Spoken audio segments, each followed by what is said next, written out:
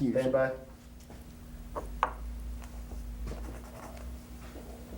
3, 2.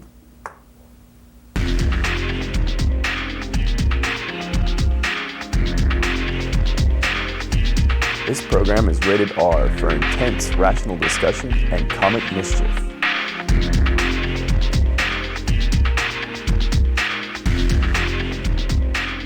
This is your Northwest Arkansas Freethought TV.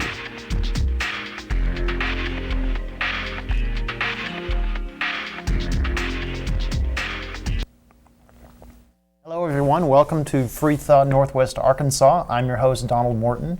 Today we're going to be talking about the argument from ignorance. This is a logical fallacy that is at the heart of most arguments for the existence of God. So I'm really excited about it. I think a lot of people have this at the core of their belief system. So with me, I brought a panel of skeptics and atheists. On my left, I have Alan Ashley. How's it going? Good. And starting from the right, we have Jason Peck. Right. How are you today? Great. And also Ian Boyles. What's up? Pretty good. And so do you have any announcements? Yeah, we have several. First off, we've got a new voicemail number for you guys to call in and leave us messages. That number is 479-430-2112. We have our regular Friday night social that everybody's invited to just come hang out, make friends, see what we're all about. That happens every Friday starting about 6 o'clock at the Iron Horse Coffee Company in downtown Rogers. The Fayetteville Free Thinkers are having their monthly meeting February 27th at 2 p.m. in the Fayetteville Library. And the last big one we have is the Freethought NWA is started a new monthly meeting. Our first one will be March 13th at the Rogers Library at noon. And Darwin Day. Darwin's birthday is February 12th. That's next Friday. We'll be having cake at our Friday night social. Doesn't that coincide with National Prayer Day? That's the Day of Reason. Yeah, the Day of Reason is what Yeah, it coincides that's with. already happened. And we also have an email address. If you want to email us, the show at freethoughtnwa.com. Also, the voicemail, if you leave us a message, we may play it on the show, so keep that in mind. So the argument from ignorance, the definition from Wikipedia is essentially a logical fallacy where someone says that what they believe is true only because it hasn't been proven false. So as an example, let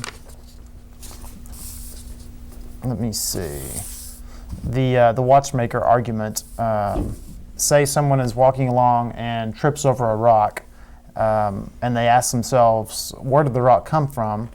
They would assume that it would have always have been there. So, and then if they also notice a watch laying there, they look at the watch and they can tell that it's obviously designed. It must have had a designer because it's too complex to have just come about on its own. Essentially, this is the just look at the trees argument. Usually theists will just say, look at the clouds, look at the trees, and that's their argument for the existence of God. Just to bring up a more direct reference, I'll quote the apologist Ray Comfort, essentially an internet troll, but he's good for some laughs.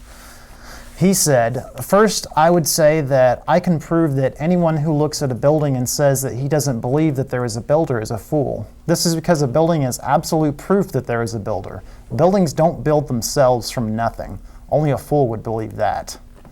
Secondly, I would say that anyone who looks at a painting and believes that there is no painter is a fool. The painting is absolute proof that there's a painter. Paintings don't paint themselves from nothing. Only a fool would believe that. Then I would say that creation is absolutely 100% scientific proof that there is a creator. A creation can't create itself from nothing. But that's what the atheist believes, that nothing created everything from nothing. That's a scientific impossibility, and only a fool would believe that." So what do you guys say to that? Do you believe that everything comes from nothing? The Ray Comfort argument is as laughable as most of his arguments are.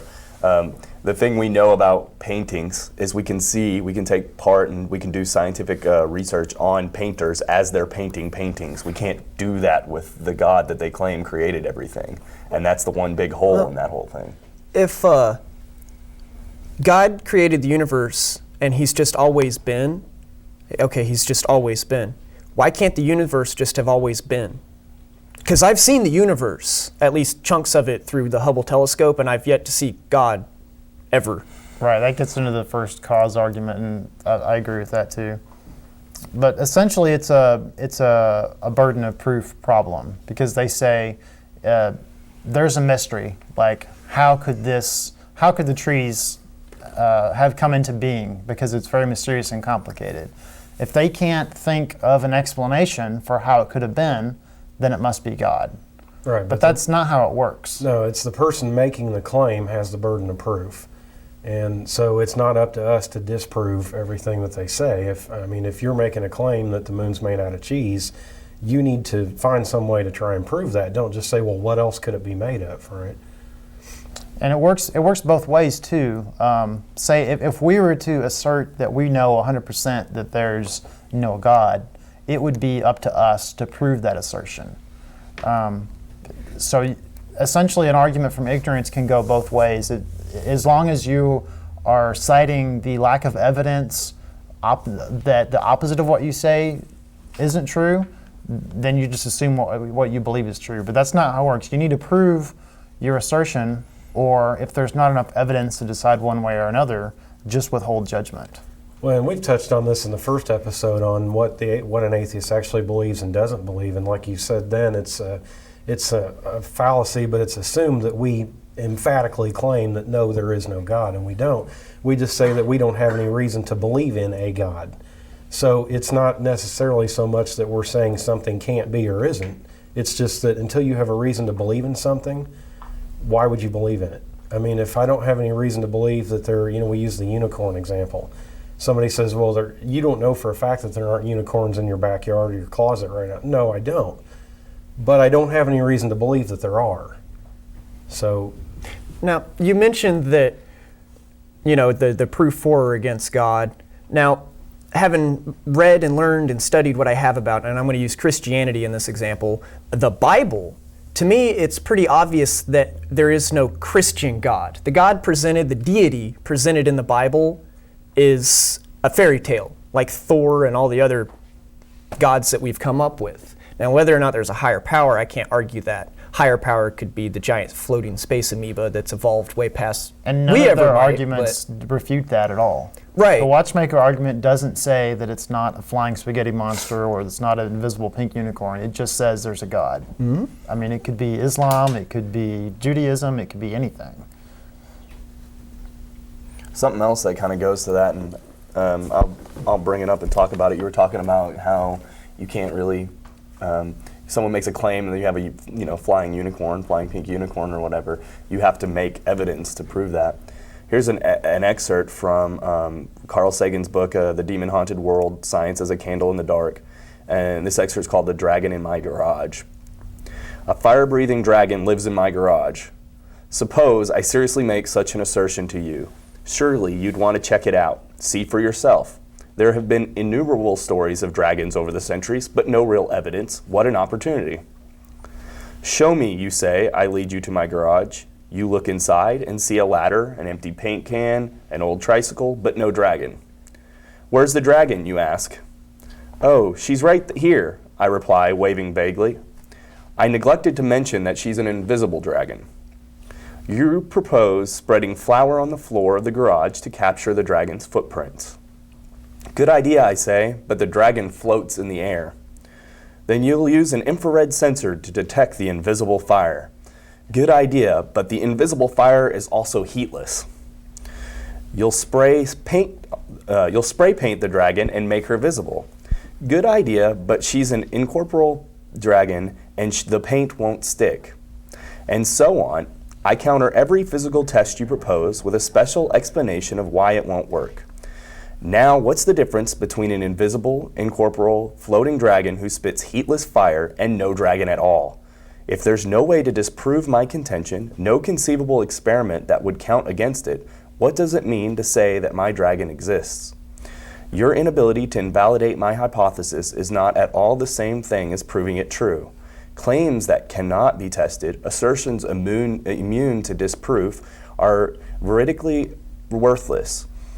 Whatever value they may have in inspiring us or in exciting our sense of wonder, what I'm asking you to do comes down to believing, in the absence of evidence, on my say-so. And that was from Carl Sagan, and he hit the point. I mean, he hit the nail right on the head with that one. Basically, if you can't test it, if there's no way to have any evidence of a God, then what's the point of their even in believing in one? He obviously doesn't have any effect on this world. Yeah, there's two types of gods that you can believe in, right? There's one that can affect the world in some way, and if God affects our world or changes things, then we can test for that. And so far, no tests have come up positive. If you believe in a God that doesn't interfere in our world at all, then what good is he? I mean, there's no difference between a God that doesn't come into our reality and one that doesn't exist at all. So even if he does exist, it would just be a philosophical argument that means nothing. But I thought the Christians said that God is the one who caused that big earthquake in Haiti. But they can't prove it. It's essentially an But we argument can't from ignorance. prove it otherwise. I thought say that was that God because of does voodoo natural or acts like something. that. Yeah. Yeah, they made a deal with the devil. Yeah, so, I mean, wouldn't that be evidence of God? He kills a whole bunch of innocent, famine-starved people anyway. Maybe the invisible pink unicorn caused the Or the caused flying the spaghetti earthquake. monster. See, here's the thing. I want the audience to think about what you believe in and your arguments for the existence of God, and replace God with anything else.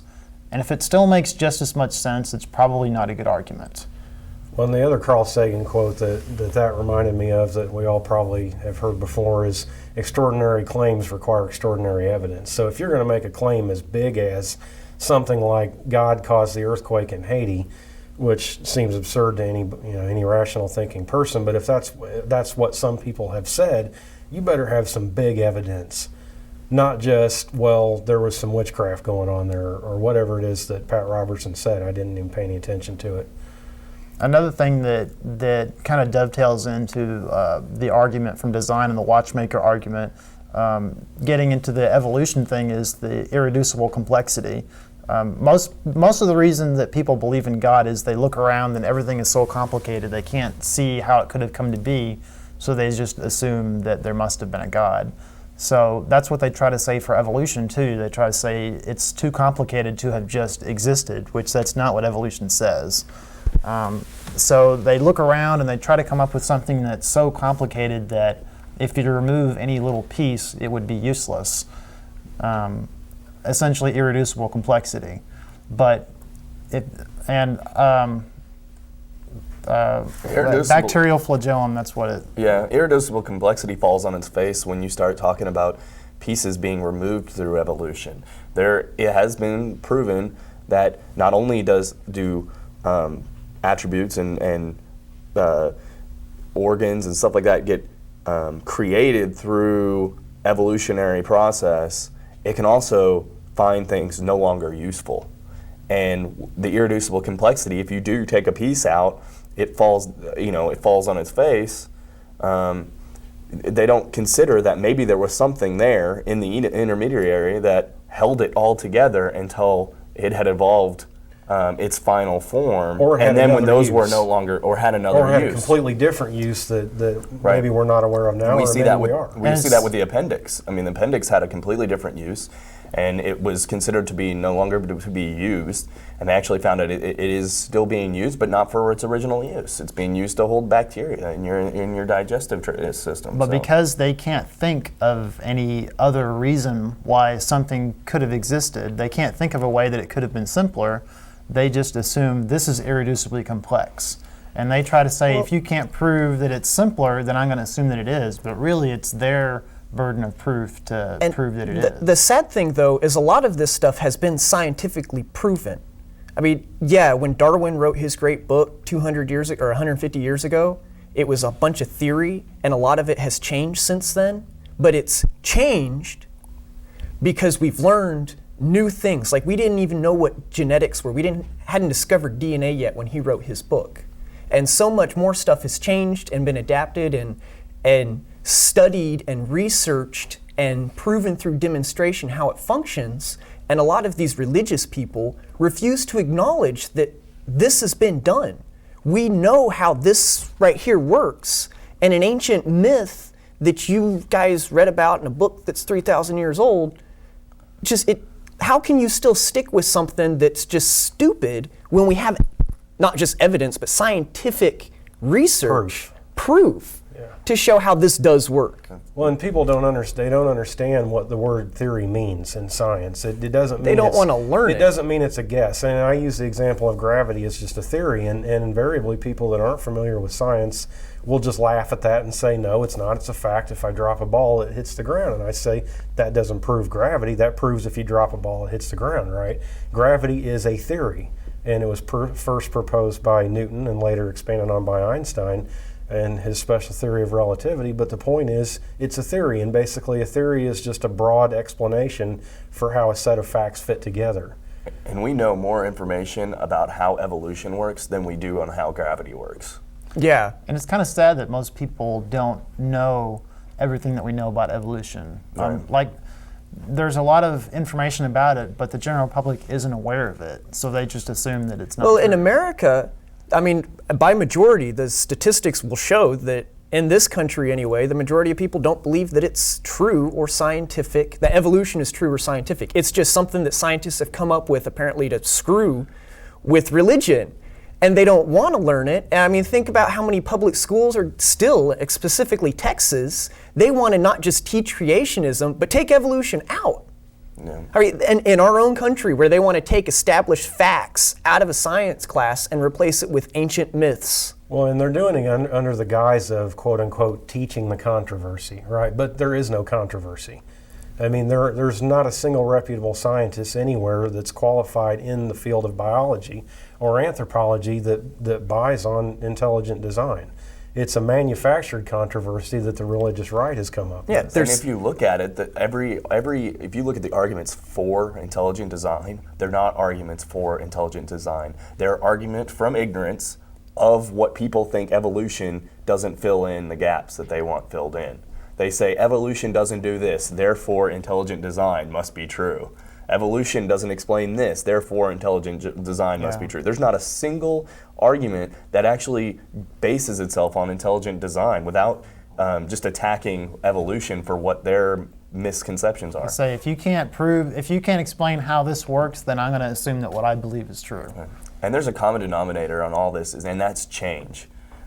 People do not like change. We know that. We go through change in our life all the time, and it's a hard thing to adapt to, but you can see that in religion. You can see it in this inability to accept new scientific findings. It was the same thing. The way evolution is getting treated now is the same way that heliocentrism was treated, and the same way that round Earth was treated. And eventually we broke through and got through to people and said, look, it's a fact. The Earth is round and it revolves around the sun. And hopefully we can get to that way with evolution. Heresy. Go rot in jail some. Hey, bring it on. So let's move this along a bit. Before we close this topic out, I wanted to talk about the Ray Comfort's banana argument. If you get on YouTube and look up Ray Comfort banana, you'll find this guy who's buddies with Kirk Cameron, and this is his argument for the existence of God. Essentially, the banana, he says, is the atheist nightmare. And his reasons are thus. It's shaped perfectly for the human hand. If you make a fist, all the little indentations in your hand match up with the little creases on the banana, so it's perfectly shaped. It has a non-slip surface, so it's perfect for gripping. It has a outward barometer of how ready it is to eat. If it's green, it's not ready. If it's yellow, it's just right. And if it's black, it's too ripe. It has a tab for easy removal, and it doesn't spray anything in your face when you open it. just like a Coke can, and a Coke can is manufactured. Does this remind anyone of the watchmaker argument? Is this just the same arguments over and over? I can't help look at the banana and go, man, my ape ancestors must have found that really handy. Right, it's obviously designed, people.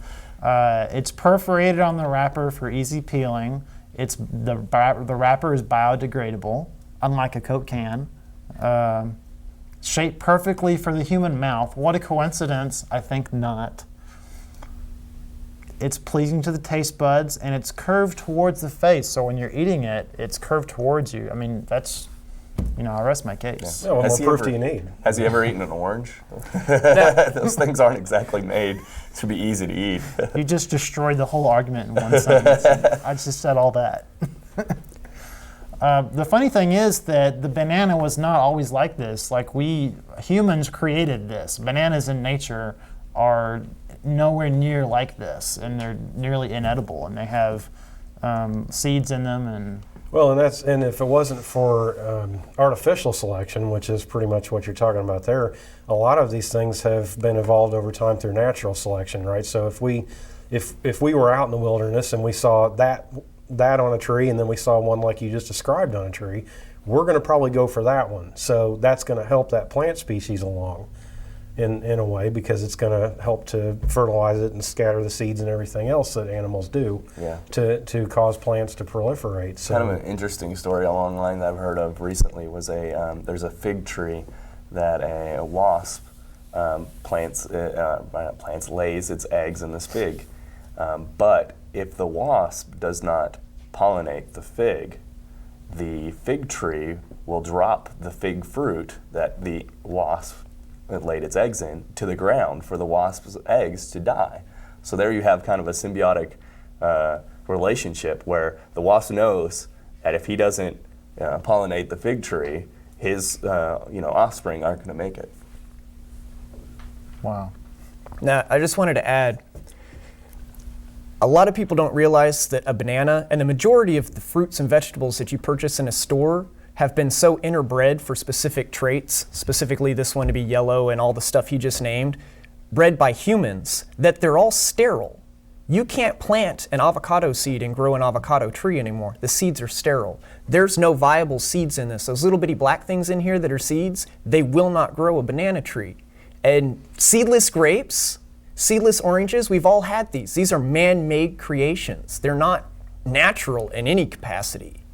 And it would be impossible if not for evolution. I mean, the irony is that the banana is really the one that we're looking at evolution. Today. It's evidence of natural selection or artificial. Artificial selection, but yeah. Really, it's the case of what's natural and what's artificial. That's like an arbitrary term. I mean, right, and that's part of the wedge argument that creationists will use. They'll try to create some difference between the micro versus macro evolution, and when there really is none. I mean, it's the same thing. Well, how about this? The earth is 6,000 years old. God created everything, all right? That means we've had domesticated wheat since God conceived humanity. Now, how come there's so many people that have issues with gluten and they can't digest the basic compounds in wheat? That's an opportunity for them to grow in character. It's God's testing them. Yeah. There's actually a priest who said that the Holocaust was an excellent opportunity for the Jews to be noble. Yeah. And people wonder why I hate religious people.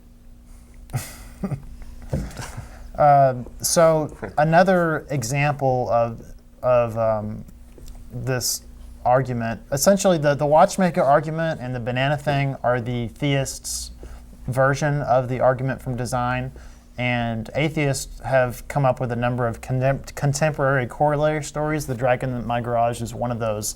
Essentially, they just take the exact same argument of finding a watch, and it's obviously designed, and they just replace it with ridiculous things, and it makes just about as much sense, and it makes all of us laugh. And the irony is, a little bit of basic science or research, anybody here at Google, will tell you where this banana came from. Yeah. I mean, you don't have to be a scientist to figure most of this out. Somebody that has been doing this their whole lives or has taken up the work of other people have figured these things out. The knowledge is there on most of these really stupid arguments, and they just want to ignore it. Just gotta to Google stick with a Bronze Age fable. Yeah. basically. And I'd recommend for anybody who doesn't want to buy into science right away, go out, look at the science arguments, look at the people who are doing counter arguments to these, and look at them from a perspective that you're not choosing sides ahead of it, and take them logically and decide for yourself. But you can look at counter arguments. I mean, I do it all the time because I want to see what people are saying. But even if you don't want to just jump in and say everybody's buying into science, you can look at those arguments. They don't hold water in most cases, but if it makes you feel better. So I don't want to go on too much about that. I know that Jason wanted to talk about the Bologna Detection Kit.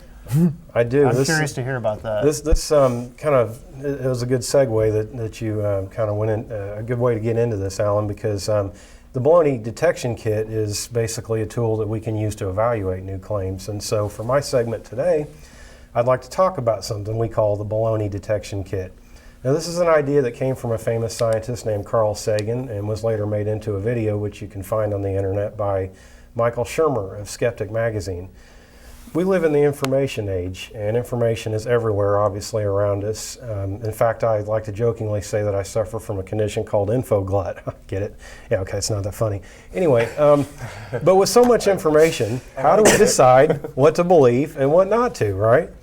Well, first off, we have to recognize that our brains are wired to look for patterns. That's how we learn, and in fact, it can be considered one of the definitions of intelligence is the ability to see patterns. But we have to be careful that we don't see patterns where in fact none exist. And examples of this are pseudoscience, superstition, and religion. But the Bologna Detection Kit can help us to avoid this pitfall. Can I buy this for $19.95 at Walmart? You're getting it free Well, here, folks. Yeah, exactly. Wow, that's a great deal. I would, but I kind of stole this. Like I said, I gave him credit. Go out and Google it, Skeptic Magazine and Michael Shermer. Actually, I think it's on Richard Dawkins' site, on the Richard Dawkins Foundation. So you can find a little bit more professional version of this. But for those who aren't familiar, there are 10 basic questions that you can ask when you're evaluating claims to establish their legitimacy. And question number 1 is, how reliable is the source? Is this a claim made by somebody blogging in his parents' basement, or is it from a reputable news agency? Also, when you find errors, which invariably errors will creep into any data test set, but when you find those, are they scattered about at random, or do they tend to group on one side of an issue or another? If they tend to group, more than likely you're reading an article that's been written with a bias. Question 2, does the source often make similar claims? Now, an example of this was recently in the news with the students at Bentonville High School. These students decided to form a gay-straight alliance, and one of the gentlemen that showed up to testify against this to the school board cited evidence from Focus on the Family's website that the homosexual lifestyle incurred a higher risk of health problems. Well, obviously, Focus on the Family is known to be openly anti-gay and has an agenda and a bias, and they've made these claims before. So that's a claim that we should be a little bit more careful of in believing. Question number 3, have the claims been verified by someone else? In the scientific world, this is called the peer review process. And basically what we're trying to find out here is, can your experiment be replicated over and over by anyone, anytime, anywhere in the world? I should be able to upload my formula or the instructions for my test and my experiment and have you download them anywhere and be able to replicate those results. Now, recently in the news, actually it's been a few years ago, there was an example of this with the cold fusion. There was a huge discovery that some scientists had found a way to harness cold fusion for unlimited, cheap energy that was just going to save the world, but unfortunately nobody else was able to create cold fusion. So it just kind of went away. Question 4, does this fit with the way the world really works? I mean, this is what I call the common sense question. When you get an email that says there's a nasty new virus out and if you open an attachment it's going to cause your computer to catch on fire, I forward it to everyone. Does that really make sense? I mean, I forward it to Christians. 3 of us are computer programmers here, but you don't have to be a computer programmer to know that software is not going to cause your hardware to catch on fire. The other one is the emails that you get from your long-lost relatives in Nigeria. I mean, come on. This is not the way the world works. Nobody's going to leave you $1 million that you have to pay a fee for up front to collect. Question 5, has anyone tried to disprove your claim? Okay, you got to learn to think critically and look at your claim or the claim that's being made from another standpoint, because if you don't, somebody else will. And if you're the person that's making the claim, it can get a little embarrassing. Another thing on that is if you've surrounded yourself in a bubble of people who only agree with you, then you're in danger of being wrong. If you really want to believe as many true things and as few false things as possible, you need to be in an environment where your ideas are questioned. And a lot of people think that our group is a group of where people just come together to talk about everything they believe in, that they agree on. And that's really not what we do at all. As a matter of fact, we disagree on lots of issues, and that's the funnest part of our little social. That's the best part of this whole Friday night social is when he and I get into a fisticuffs over politics usually. But yeah, that's the best part, is the fact that none of us really agree on anything. And that's another reason why I put the voicemail number up on the show, 479-430-2112. If you guys disagree with us, I would love to hear that I'm wrong. I mean, the only way that I can have my beliefs challenged. Oh, you mean you want people calling? Yeah, I would like some evidence. Oh, I don't have any of that. Well, okay, speaking of evidence, question 6, where is the preponderance of evidence? If there's a theory that explains the vast majority of something, and then you've got another theory that might explain one or two things, but it ignores what the first theory explained, you really don't have something that's better. And an example of this is the 9/11 conspiracy movement. These people have found one or two things that in their mind don't fit with the official explanation, and therefore they believe proves that everything else they assert must be true by default, which is kind of another example of the argument from ignorance that we talked about earlier.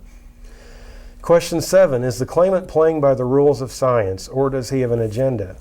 A good example of this are ufologists. They like to, there's two different crowds of UFO enthusiasts. There's the people at SETI, the Search for Extraterrestrial Intelligence, and then there's the people that like to hang out at coffee shops at Roswell.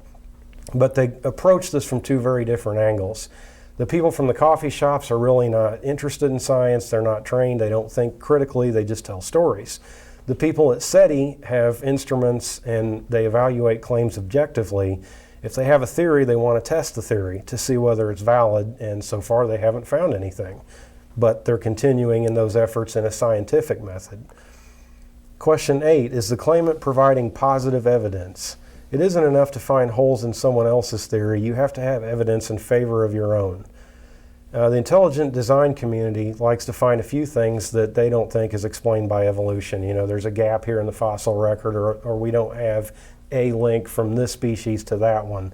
Therefore, that proves that everything else I've said is true. poisoning the well is another thing they do. They'll try to discredit a person that gave a view, like that he had an affair or something, and that makes all of his beliefs not true. On the evolution thing, all right, in Darwin's birthday, or the anniversary of his book being published, 151 years this Friday.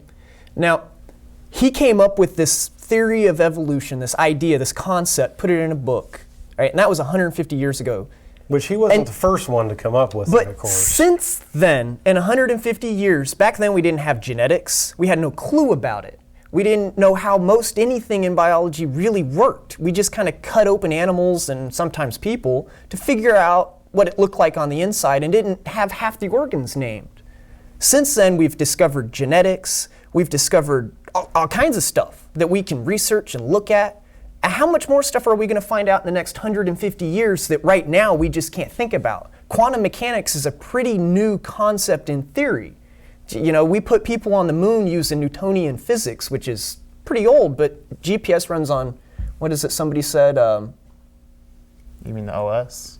No, not the OS. The math they use, it's not Newtonian physics, is it quantum physics? That they use to. A physics question? Yeah, I'm asking a physics question. Something I should have looked up first. But there's so much stuff that we didn't know and have learned in the past 100 years.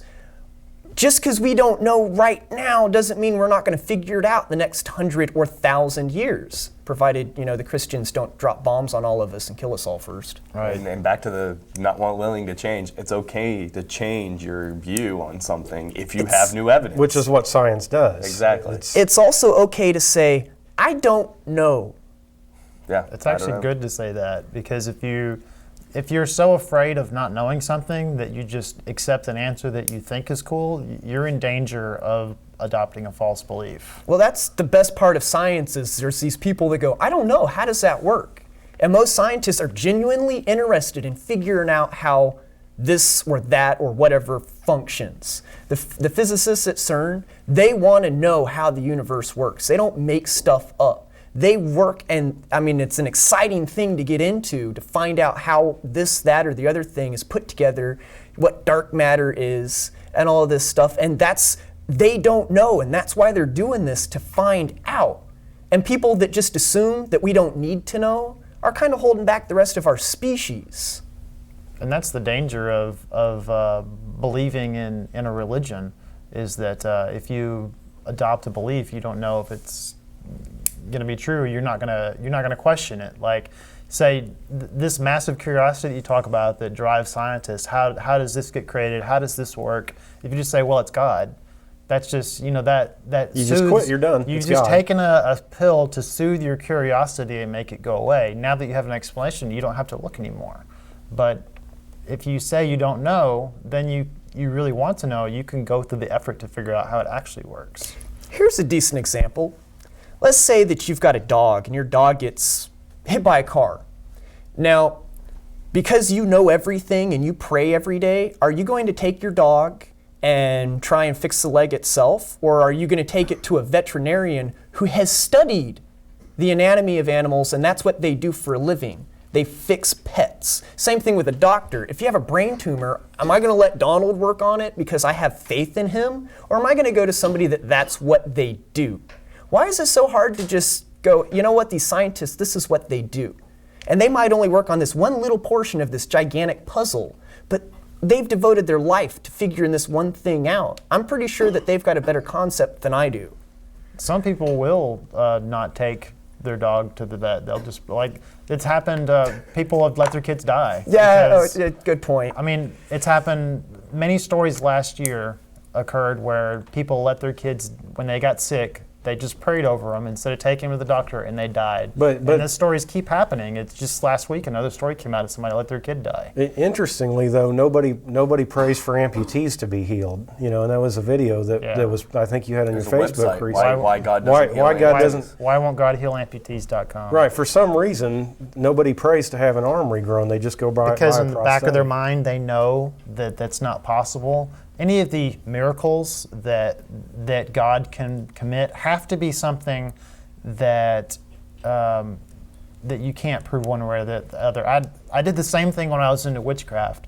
Any of the magic that I could do, like if I could never do anything like create fire or levitate like I really wanted to, but I could never make it happen because it's obvious that I'm not levitating something. But if I say I can read your mind, then I can't, I can just trick someone into thinking that I'm doing that through cold reading, so I would believe that. Yeah, so we got two more. Question 9, does the new theory account for everything the old one does? And a good example of this was one that I mentioned earlier with Einstein's special theory of relativity. That was a theory that expanded on our understanding of gravity and how it has an effect with his theory of relativity. But it didn't contradict necessarily Newton's entire theory of gravity. So there's something that took an understanding we had already and expanded on it. So it was adopted as a theory that's been working to explain a lot of things even to this day.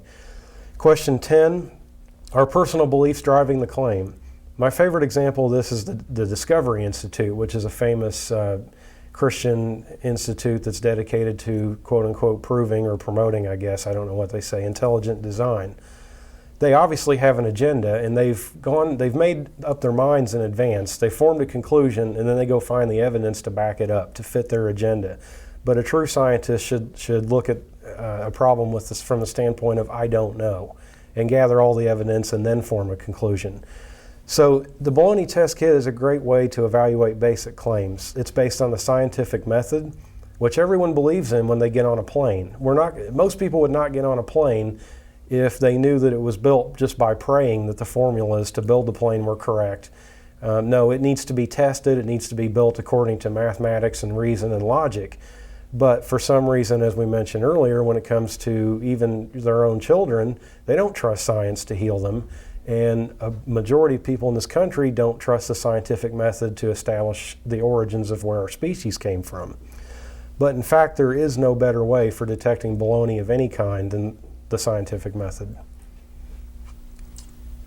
So I'm wondering if we could pray to God right now and ask him how much time we have left on the show. Well, we could do that, or we could just I'm look at a wondering. clock. I mean, either one. But I don't remember when we started. 1:14. 1:14. Nice. Okay, have 20 so minutes. 20 minutes. That's enough time to get into news. Let me read you. I pulled up some letters to Billy Graham. He's got an article in the paper called On Christianity where people ask him questions. And I want to ask you guys the questions that these people asked Reverend Graham, and then you can give your input, and then I'll tell you what Do we have your to give advice. the Billy Graham version? You can give what you Your think. own version. Oh, okay. You can think for yourself. You can We give your accept own you. version, and then you can try to I was guess. going to try to be a Christian's advocate and try to give the. You could do let's see both. what you would answer. Try for to that. guess what Billy Graham is going to say. All right. Dear Reverend Graham, I have a friend who talks about having a personal relationship with God, but I don't know what that means. I believe in God, but I can't say that I have a personal relationship with him. Can you explain this concept? I would guess that he think that's tells a good her, question. tells the writer that Don't look. I'm not looking. That you already have a relationship with God just by existing. And the fact that you emailed Billy Graham means that God motivated you to talk and seek guidance in Jesus. Yeah, some of the more fundamental preachers would probably say there must be a sin in your life somewhere. If you don't understand, if you don't see the relationship, Something wrong some with sin you. is blocking you from understanding that. Because I understand him just fine. You need Trust to me. free Guilt your mentality. mind and accept what people have told you, and then God can come into your heart. I think it's you're not trying hard enough. That's my final answer. Jason, what do you think he's going to say?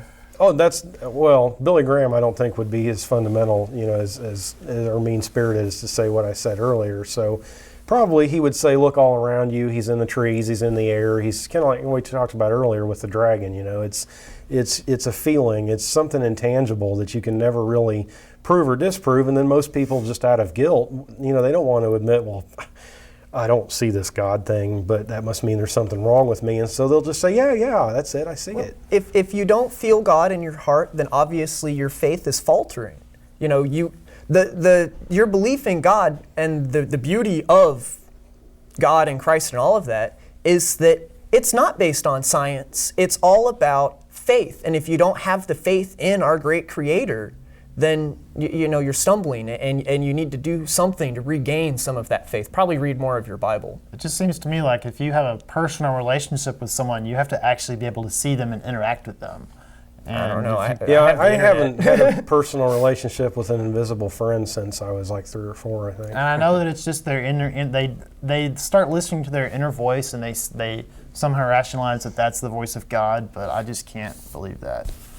Did you want to give a guess before I read, or? But I'm curious. Is it common to hear voices in your head? It's not a voice as in you hear a different person talking. It's kind of like you ask yourself a question, and then whatever answer pops into your head, that's God. Oh, okay. I mean, sometimes when I'm doing something bad, I might feel a little guilty, but then I just And they'll kinda take turn it that off. guilt and say, Oh, that's God's God coming. telling me that I should not step Yes. on that puppy? Yes. Oh, my bad. So what did old Bill have to say? Yeah. All right. One of the Bible's greatest truths is that God not only wants us to believe in Him, but He also wants us to have a personal relationship with Him. And this can be true for us because God has done everything possible to make it a reality. Let me explain it this way. Suppose you're asked if you believe that famous people exist, a celebrity, for example, or a noted sports figure, you would say yes, because you see evidence for their existence all the time. But if you asked if you actually knew them and had a personal relationship with them, you'd probably have to answer no. You've never met them, nor do you talk with them or spend time with them. The same is true for God. We can believe that He exists, and we should, because He's given us all the evidence we need to believe in Him. I mean, come on. But we also can come to know Him personally. And when we do, we know He is with us all the time, and we can talk to Him in prayer and listen to Him speaking to us through His Word, the Bible. How can you know God personally? Only one thing keeps us from him, and that is our sin. Oh. But Christ came to erase our sins by his death on the cross. And as we open our hearts to him, he comes to live within us. By faith, ask Christ to take away your sins, blah, blah, blah, save yourself. You know what? So Nice. guilt. On this note, maybe because I have no faith and I think it's all bullshit, I just have trouble understanding Christianity. If we could get a Christian or a pastor or something to that effect to be on the show and explain some of this to us, you should call us or send me an email to help me understand Yeah, we don't the Bible. bite. We don't bite. Come on the show. I don't think he answered the question. I think he said a bunch of stuff that didn't answer the I question. gave him too much credit. I was going to say I gave him too much credit because I actually thought he would answer the question. Maybe even. He just encouraged her to have faith, essentially. And Yeah, like I said, it's all why about why don't I faith. see God? Oh, just have faith. I'm at the same point that this person is at. That it doesn't make sense to have a personal relationship with something I can't see. Well, and he goes into that. He goes into the, well, you don't have a personal relationship Well, with famous people. You know what? But God, who you've never seen, even though I've seen famous people and could possibly have a personal relationship. Right, you follow him on Twitter. Right, I Yeah. can follow him on Twitter, or we could be Facebook friends. If you reply, sometimes they'll reply. Okay, there's another letter. Did you guys have anything to say before I moved on? No, Okay. go for another one. This was in the morning news as a letter to the editor.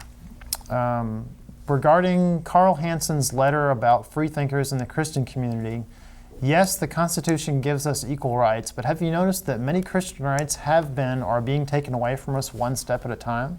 This is by T.P. Cox from North Little Rock, by the way. They don't allow us to say the Lord's Prayer in school. They won't allow the Ten Commandments to be tacked up. But many want alternative lifestyles to be taught to little kids in school, which is against Christian beliefs.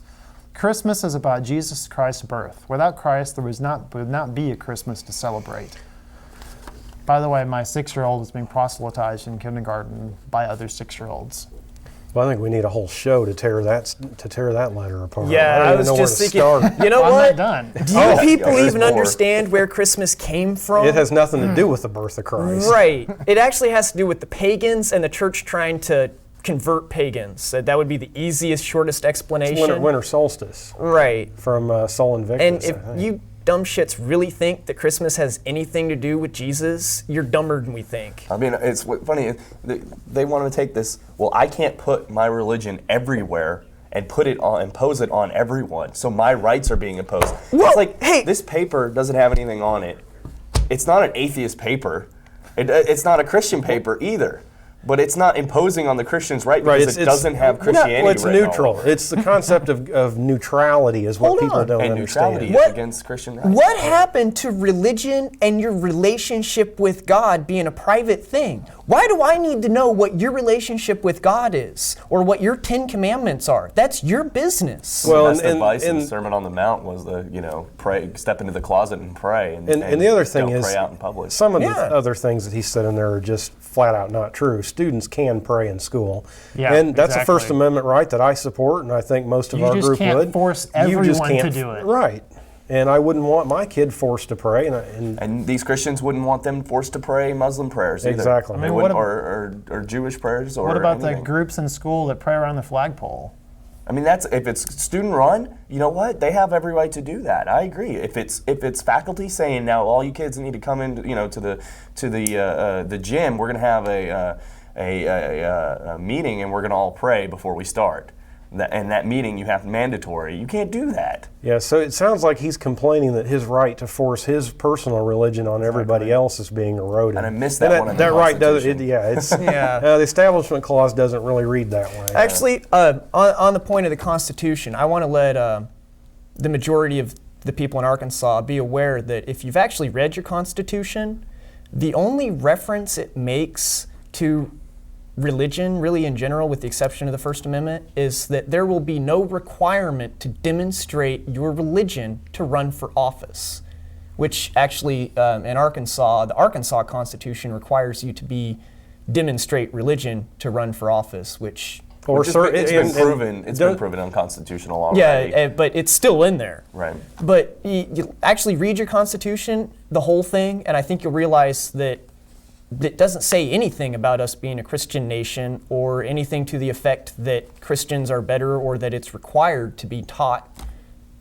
No, but broad general sense. there were letters written in the early formation when the country was first formed, specifically saying that we are not a Christian nation. But I haven't run across any from any. Certainly Jefferson was not. There was a treaty of. That's the in the Barbary Wars. I can't think remember it was. which treaty it was, and it basically said, as the United States formed not as a Christian nation. Right. Literally, That's those the one I words. had Until you in get into mind. American history, let me finish the letter. Yeah. So, blah, blah, blah, Christmas about Jesus Christ. We have had a display at the Capitol for years. Why should the so-called free thinkers have to put up their display at the same time? Is that not a slap in the face to the Christians?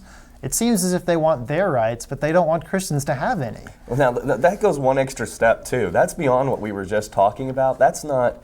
We want to put our Christianity everywhere, and you're not letting us.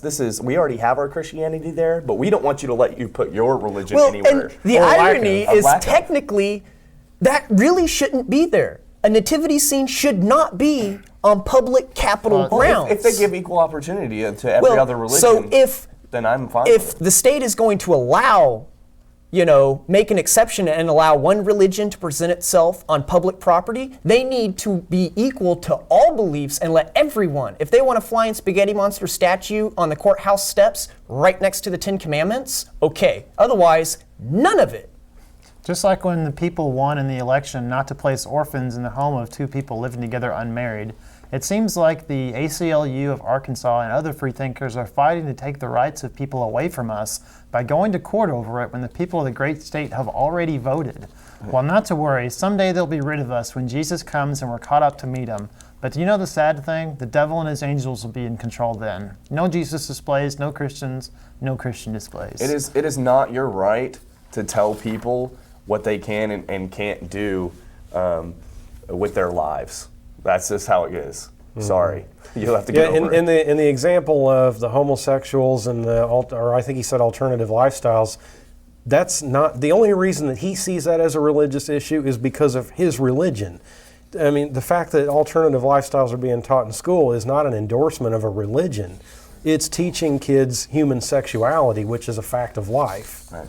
And maybe they won't be as afraid of homosexuals as the Christians are, or not all Christians, but these Christians who pick and choose who they want to persecute, right, because based they're on afraid of these Right. of homosexuals, and there's nothing to be afraid of. Dear Evan Graham, how do I know if I'm praying according to God's will? I know God won't answer me if my prayers aren't in line with his will, but how do I know if I'm asking for something he isn't willing to do? That's a good question. Just keep trying.